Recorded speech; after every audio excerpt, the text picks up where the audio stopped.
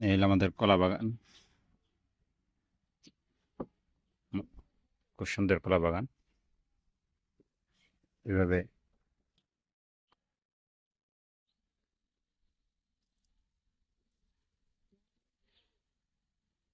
এই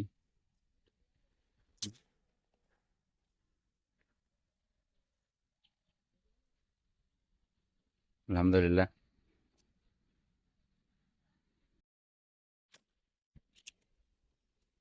বাম্পার ফলন। এখনো সম্পূর্ণ পরিপূর্ণতা পায় নাই, তবে আস্তে আস্তে আর অল্প কয়েকদিনের মধ্যে পরিপূর্ণতা পেয়ে যাবে ইনশাল্লাহ।